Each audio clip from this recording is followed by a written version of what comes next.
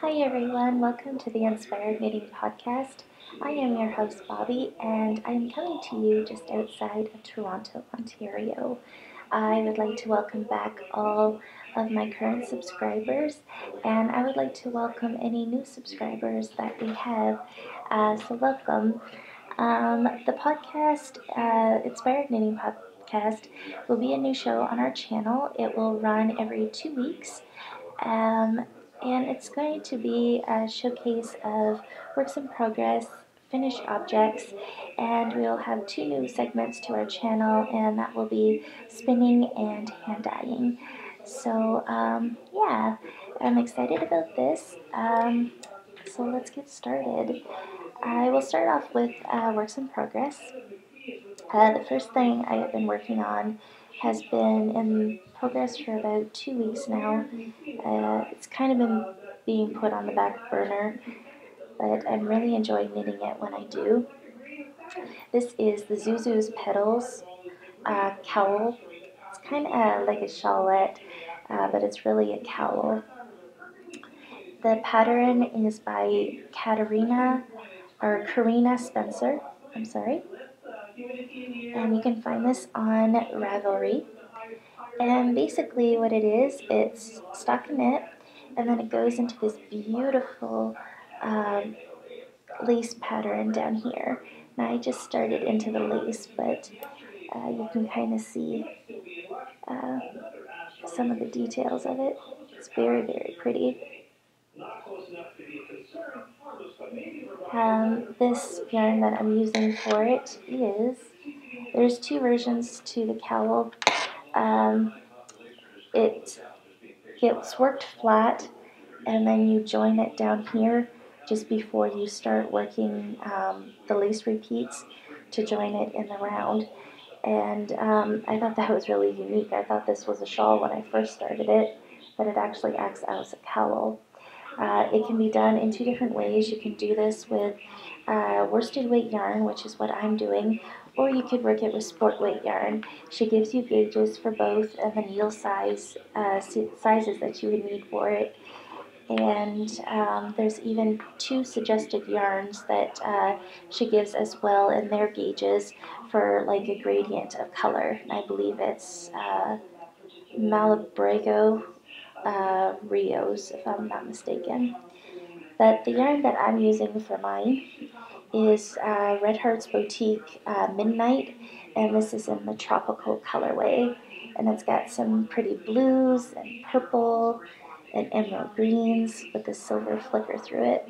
There's even some copper color in there as well. It's just very, very pretty. So that's what I'm working on right now. I think I'm using a size 5mm needle to do it, I'm pretty sure. They're my knit picks. So that's the first one I've been working on. Second thing I have been working on is a sock. I don't have much to show on it. I just started this the other night. But this is the Roger sock. And I do not have the details of this up. I did not come well prepared. But I've just gotten the 2x2 ribbing done on it so far.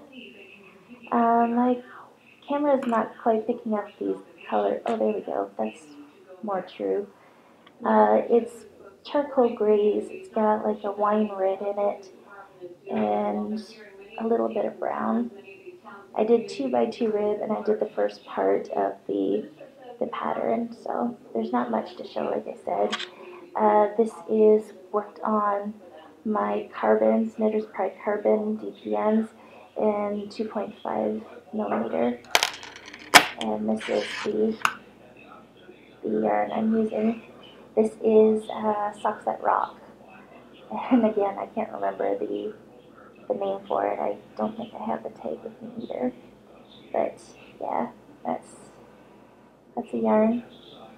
I'll be sure to have the pattern name and the yarn name with me next week when I do my next video, so I'll be more prepared. So that's all I have for works in progress. I do have some finished objects. These have been done over the month of the end of December to January, but I thought I would show them anyway because I really haven't gotten much done. So the first thing I have to show you guys here, I'm just going to bring up Rivalry so I don't mispronounce anybody's name. Okay, 1 second. Okay, the first thing I completed was about December, and I did the Little Coffee Bean Cardigan by Elizabeth Smith, and here it is.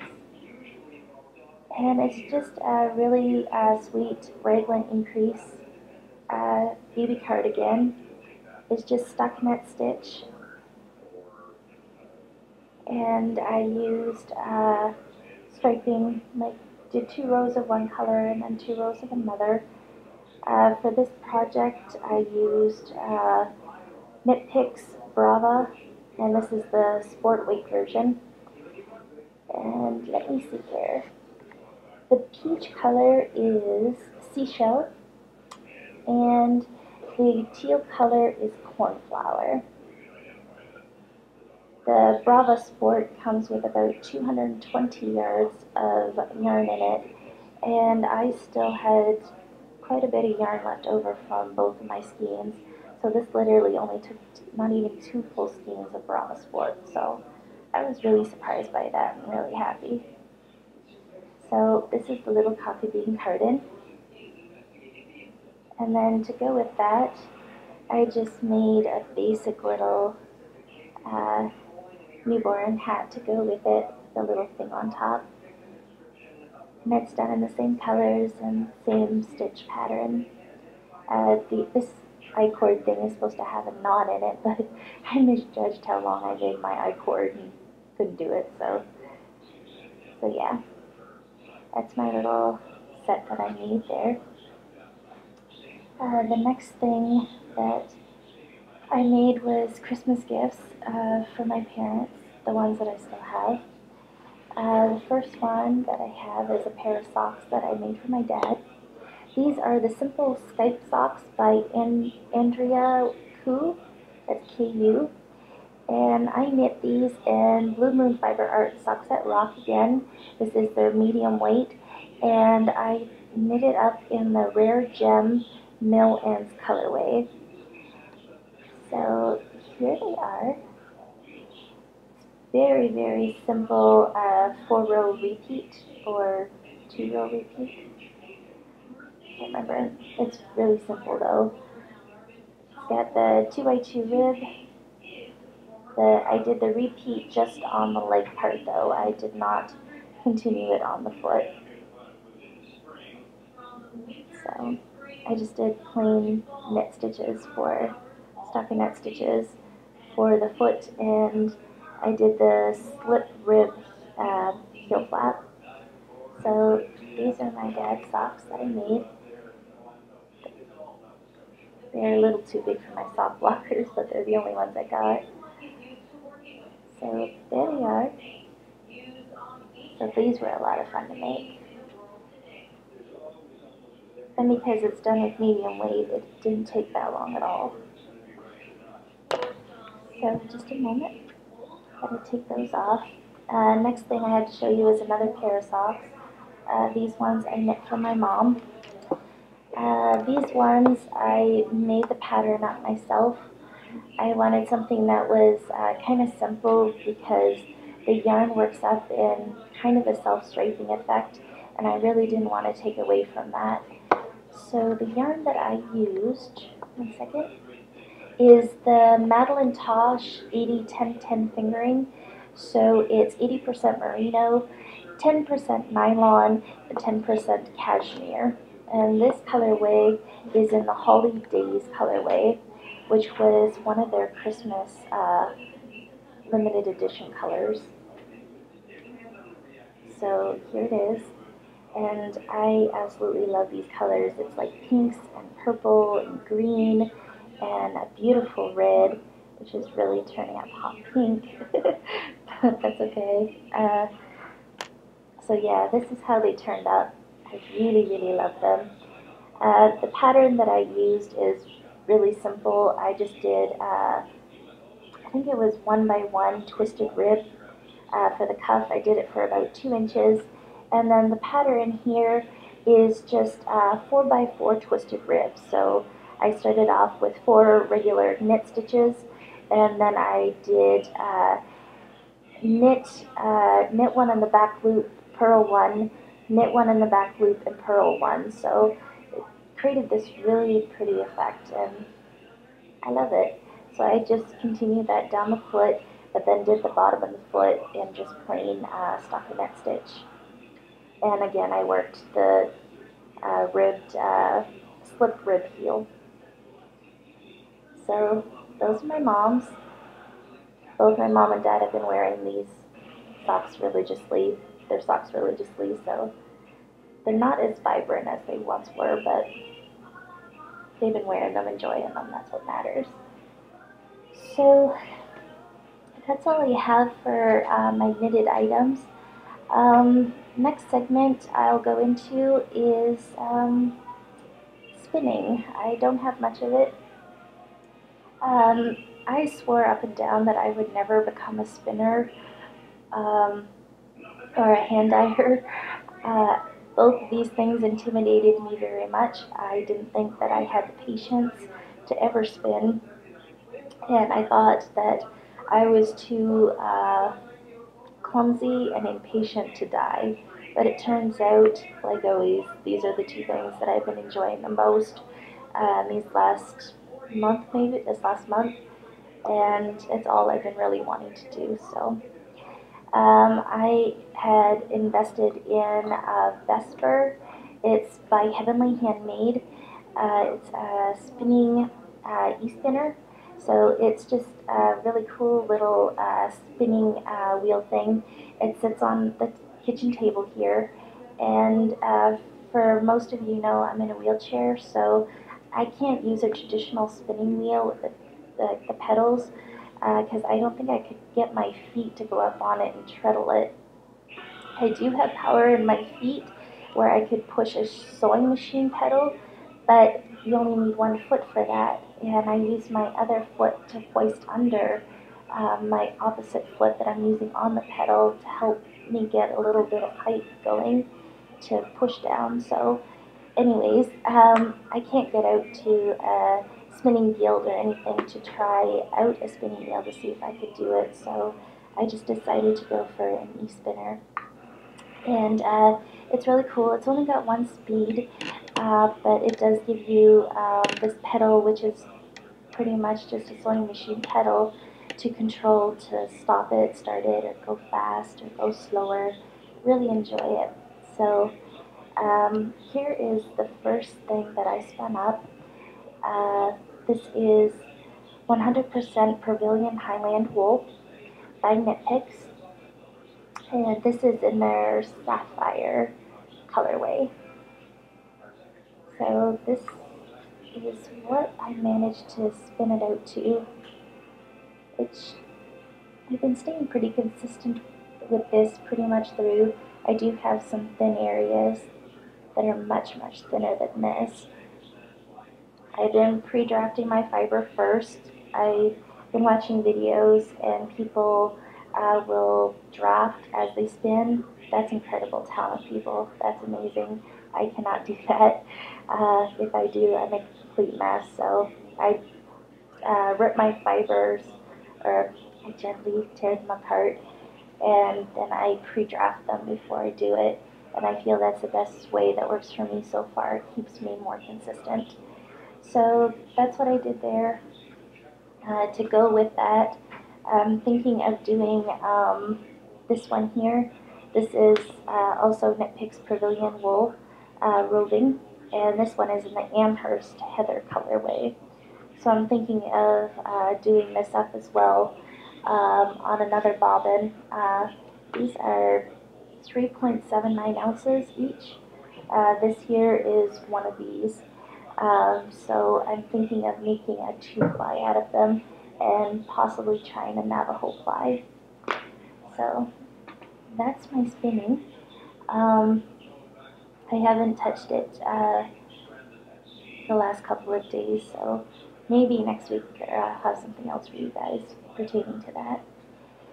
Okay, on to the last segment, which is hand dyeing. As I said, I didn't think I would ever do it. I just started doing this last month. Um, I've been watching Rebecca from ChemKnits, and you can find her here on YouTube. She has an awesome channel full of tutorials on how to dye, hand dye different ways. You can do it on a pot on the stove or in the microwave. I do mine in the microwave because it's easier for me. Obviously, I cannot see on a pot on a stove, and I would totally freak my family out if I did that. So I do it in the microwave. I have this white plastic bowl, and I either fill this with the dye bath and do submersion dyeing, or I will place out saran wrap on the table and I will hand paint it, which I normally do because it's easier. And you roll it up into like a jelly roll, and you put that in the bowl and in the microwave for 8 to 10 minutes, depending on how hot your microwave gets. And that's how it will set your dyes. So that works for me. That's what I've been doing. So I will start off with the yarn that I've dyed. This is one of the first ones that I did. Let me see, I think this was some of my leftover stash yarn. It's Knit Picks, it's merino wool, and I just used the basic colors. I think these were the neon colors from the Clubhouse food dyes, food colorings. So I got some pinks and yellows, and then I got some greens, and the turquoise, or teal colors, sorry.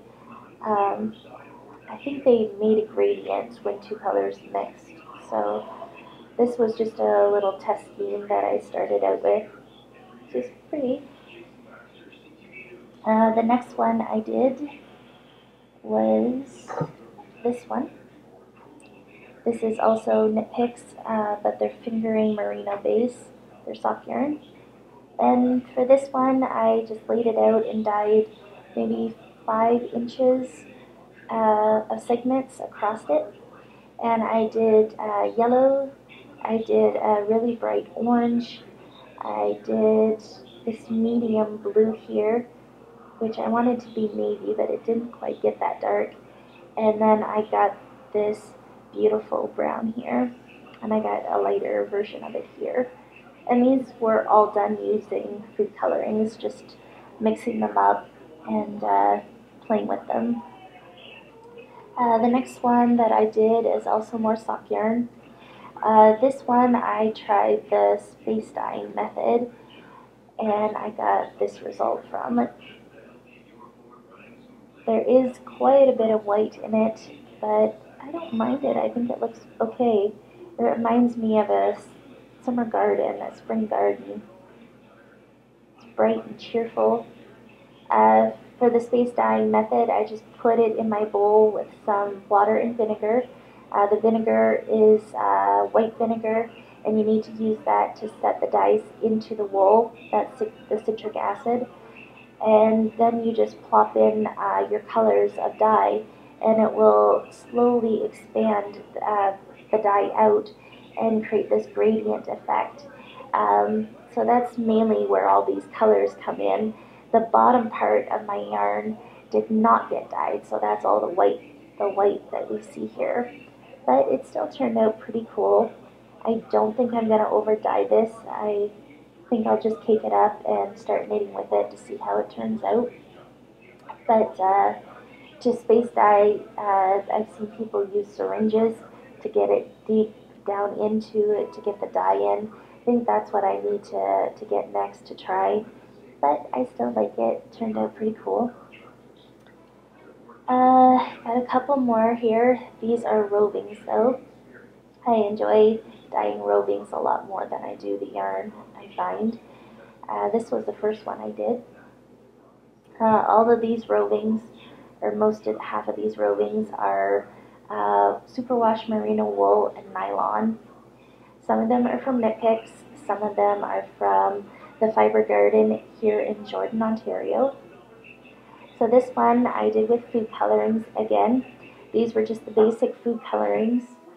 I used some bright yellow, I created a burnt orange, I created a beautiful teal, and the blue here I mixed purple. I created a purple and mixed it with some blue. So this is one of my favorite ones. I get a really tropical, I think tropical when I see it, so that makes me very happy right now. So that was the first one. Second one I had done is this one. This one is got some blue in it. It's got some royal purple, kind of a mauve color, and I did get some white in it. At the first start stages of dyeing, I was not putting enough dye into my water ratio, so I ended up getting a lot more subtle colors. But I really like that one. The next one I had done actually was something that turned out pretty awful, at least to me. It was very much similar to this one, except a little same kind of colors, just a bit different, but it didn't turn out nice at all. There was still quite a bit of white. So I decided that I was going to over dye it. And I recently got some Americolor food gels, which is like used for cake icings and that. And I got some Wilton's food dye as well. So I was messing around with those, and I created this one. And one is my absolute favorite. Isn't that gorgeous? And those little flecks of white weren't intended to stay in there, but I'm glad they did because it creates a beautiful marbled effect. For this one, I used American Color Super Black, which ended up breaking and created some of these red spots in here. I used American Colors Electric Purple and then their Electric Blue, and it just created this really, really gorgeous marbled effect. I just love this one. So there's that one. The next one, I just completed these last week. These are Superwash BFL. And these were done with a range of Wilton's food colorings and American Color. So there's that one, and I created this one. So these will most likely be going up in my Etsy shop very soon. I just need to give it everything in order before I can start doing that, but all of these will be for sale. So if you're interested, I'll leave a link in the description box below to where you can find them. And yeah, that's all. I have been doing a little bit more dyeing this week, so next time you see me, you'll probably see a couple more of those. That's all I have for this week. I hope you enjoyed the new podcast. Leave your comments below. I love hearing from you guys, and I've also missed you guys. Thank you for your patience and hanging in with me. And thank you to everyone who has contacted me, asking how I've been doing and wondering where I've been. Thank you so much. I appreciate you guys so much, and I love you all. So have a very, very good week, and be good to yourselves and stay blessed. Till next time, bye.